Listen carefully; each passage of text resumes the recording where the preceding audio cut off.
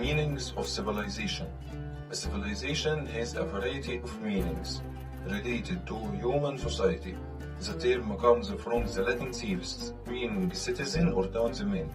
A civilization is a complex society distinguished from simple society but not considered superior to them. Everyone lives in a society and culture. Not everyone lives in a civilization. In general, civilizations share the same intensive agricultural technique, such as animal power, crop rotation, and irrigation, enables farmers to produce surplus of food. Non-food producers can trade for the food they need, and build cities. This is called the specialization of labor. This includes trading and creation of money and markets, advanced development of the arts by those who don't have to farm. This can include writing. By this definition, Islamic Egypt is clearly a civilization.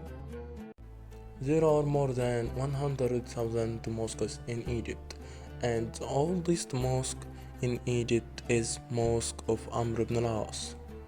There are three types of mosques. Firstly, simple mosque, that is the primitive form of mosques. Secondly, the congregational mosque, that is containing an open court surrounded by four ruwaks. The largest ruwak is Ruwak al-Qibla. Third, the covering mosque, that is containing a dome without open court. The madrasa used for teaching religion and praying, it containing four events. The minarets. There are many shapes of minarets, such as Umayyad minaret, Abbasid minaret, Andalusid minaret, Mamluk minaret, Ottoman minaret, Safavid minaret, Timurid minaret, Mongol minaret, and Seljuk minaret. I want to talk about the main elements inside the mosques. Firstly, riwaq is the space enclosed between two arcades, and sometimes this space is depicted between a portico and wall. Arches. There are many types of arches, like pointed, rounded, and broken arches. The forms of arches varied in Islamic architecture, and some of them were distinguished according to the region to which they belonged. For example, circular arches were used at the beginning of the Islamic era. The Iwan is at madrasa and consists of arch without column. Dekka, that's a place inside the mosque or school where the imam or teacher sits. It's considered one of the new architecture elements in mosque. The mihrab is protrusion in the middle of the wall, facing the qibla, indicating its direction. It's usually in the form of a semicircular that accommodates a man standing in it. The first use of the transept was in Umayyad Mosque, and its first use in Egypt was in Al-Azhar Mosque. The transept cut the Qibla corridor in a vertical manner, and its roof is higher than the roof of the mosque. Then crenellation. Crenellation generally were used for defense, but employed also as a decorative element. As we can see, this is the crenellation of Ahmad ibn Tulun Mosque. This is the crenellation of Al-Azhar Mosque. The other item called muqarnas or stalactite. It's a thick structure made out of stone or wood, and the units of this muqarnas are carved from the middle of the surface outwards, either before or after being assembled. This is the muqarnas of Sultan Hassan Mosque. The last items are ablaq and mushahar. They used them as a decorative element to distinguish between the Bahri Mamluks and Burj Mamluks. The ablaq appeared in the Bahri Mamluks, and it consists of two colors, white and black, but the mushahar appeared in Burj Mamluks, and it consists of two colors, white and red. This is castle of Qaitbay. Qaitbay built this castle to protect Alexandria. It is one of the most important tourist attraction in Alexandria. It is considered one of the most important Mamluk war monuments ever.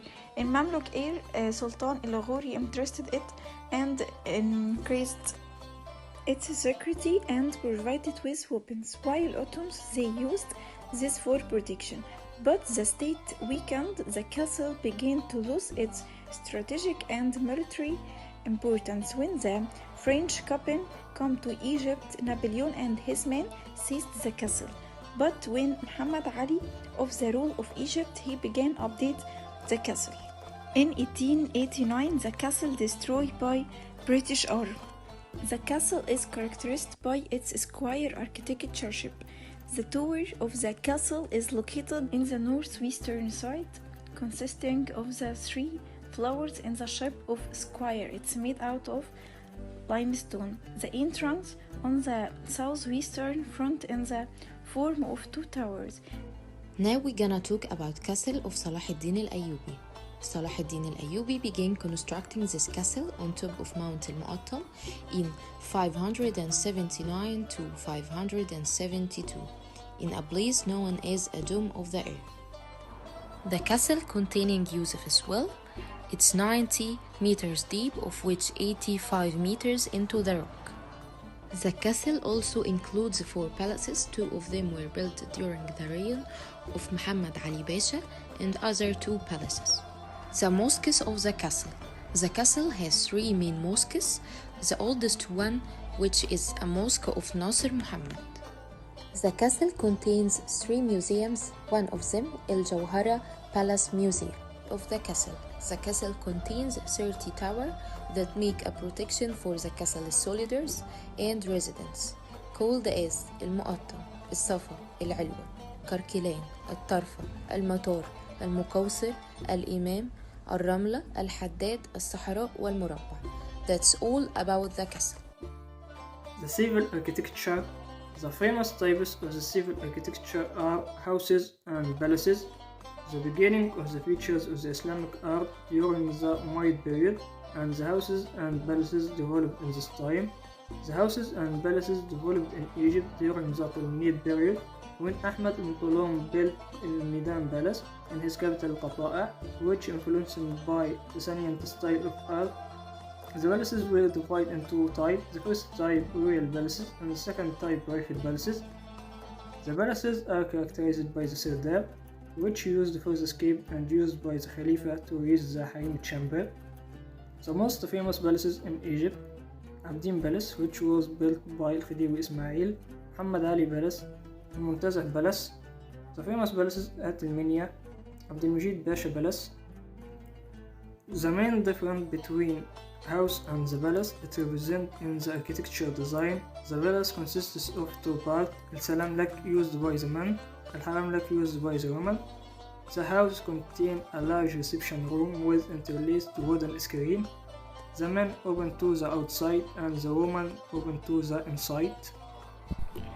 Civil architecture in Egypt has a rich history, influencing the design and shape of houses.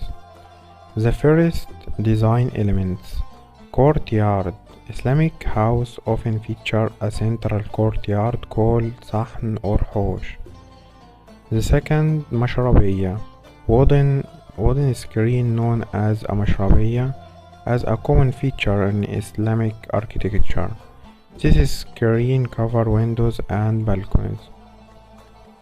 The second, shapes and structures. The houses has a square or rectangular shape. Is typically square or rectangular centered around the courtyard. Symmetry. Islamic architecture often is common with a symmetry in design, with balconied preparation and repeating patterns. There are many funerary architecture in the Ottoman era, and the most important, the Dome of Prince Suleiman. This dome is considered the greatest dome in Egypt. Or the soil of Prince Othman. Bey el-Ghazalagli is one of the tombs with cylindrical marble corners, and one of the most important of them is the Dome of al-Joshani, because it is considered the oldest surviving Ottoman monument in Egypt and was built in the Mamluk style. This dome was created by Ibrahim al-Khuluti and is located inside the house place for the boards in the area under the quarter. Garden cemetery is a structure consists of a stone platform supported by 4 marble columns carrying a wooden roof. We know Islamic art as works of art that were created in a part of the world that was dominated for a long period, not only by Muslims but also by other religions. There are no images of living creatures in the Quran, but other than that, images of animals and humans can be used.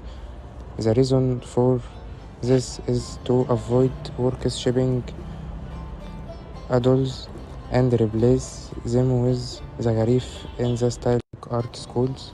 Islamic art, unlike Christian and Jewish art, does not contain religious images in reality, but the art contains a few religious symbols that. Now, the first type of art in Islamic art is decorative art.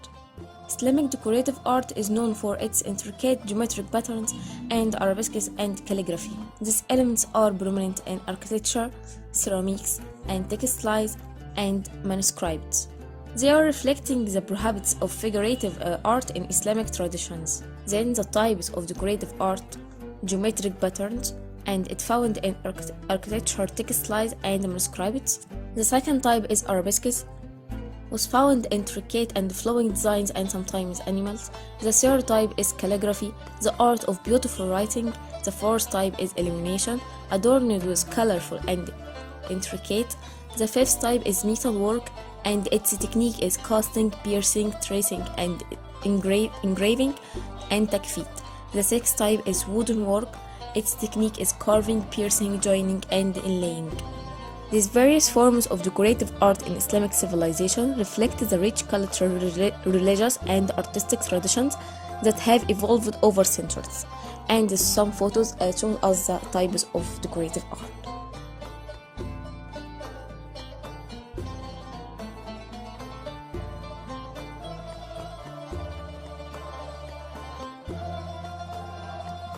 There is also another type of Arabic font, which is the Nasr script, and it is considered one of the most common fonts because it is characterized by easy and smoothness in writing. And there is a type of calligraphy called the Sulus script. It is written in 1/2 of the normal size of Arabic letters. This script was designed by the calligrapher and minister Ibn Muqla, one of the most famous calligraphers in the Abbasid area. And this is another type of calligraphy, which is the Diwani calligraphy, which is used in official speeches and represented in a complex style and beautiful complex decoration. The last type of calligraphy is the Raq'a calligraphy, which is one of the best calligraphy as colors and complex decoration are used, and it is also distinguished by its squares shape. The fonts, one of the important elements in the world of design and writing, as they play a critical role in expressing texts and communication messages effectively. Among the different styles of calligraphy, Arabic calligraphy is characterized by its beauty and artistic complexity. The Gothic font is considered the oldest font in Arabic history. Surah Al-Ikhlas in Gothic script, and this one of Gothic calligraphy inscriptions on the wall of mihrab. This mihrab was in the Imami school in the Iranian city of Isfahan before it was transferred to Metropolitan Museum in United States. About the abstraction in the Islamic art. Abstraction is simply separating or pulling something out of something else. It's to take the heart of something and make it simpler. And Muslims use this kind of decoration because they are forbidden from drawing full pictures or making statues. That's why they headed to abstraction. And this picture shows the meaning of it. As we can see, this is the crenellations of the mosque of Ibn Tulun, and it's supposed to be human shape.